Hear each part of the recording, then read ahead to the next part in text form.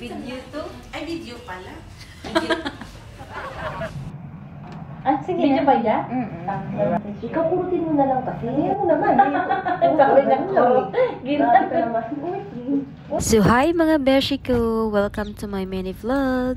For today's video ay isa-share ko ang aking journey sa nagbabalak na kukuha ng internship as a nursing assistant, especially sa Alcosais na ma-assign guys. Ang video na to ay para sa'yo.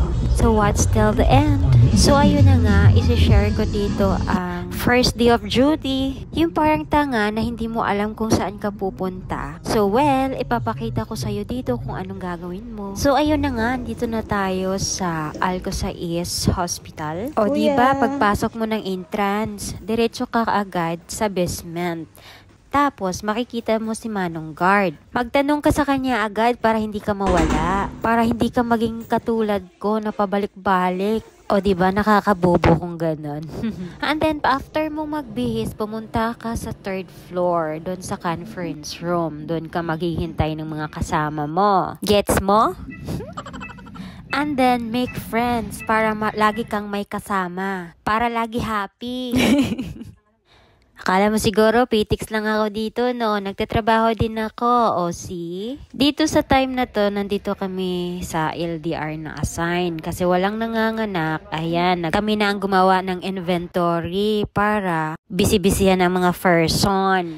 Dito naman sa inpatient, ang ginagawa namin ay nag-a-assist ng mga pasyente, kumukuha ng mga vital sign, ganun. At every morning, magbe-bed making. Isa lang masasabi ko dito sa department na to, marami akong natutunan talaga dahil tinuturuan talaga nila kami ng mabuti at pinapaliwanag nila ang hindi dapat o ang dapat gawin. So if you have plan na mag-intern guys, ano pang hinihintay mo? Start now! And if you want further information, please leave the comment down below. At kung naka-benefit ka sa videong ito, huwag kalimutang mag-like at mag-follow na rin para lagi kang updated sa mga bago kong upload na video.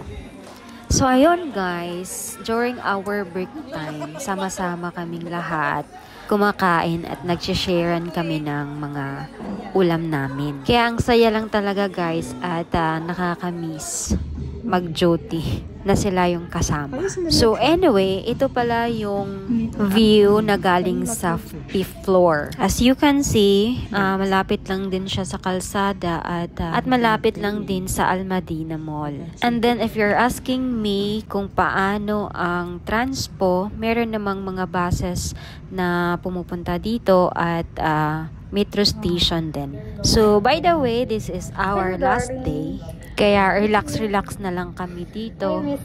Nagtatawanan, nagpipicturan, kumukuha ng mga magagandang memories with our colleagues. At kasama na doon ang mga professional nurses na naging andyan at gumabay during our intern time. Isa lang masasabi ko, thank you so much for the opportunity and experience. We will see you soon. And that's all. Amping kanuna!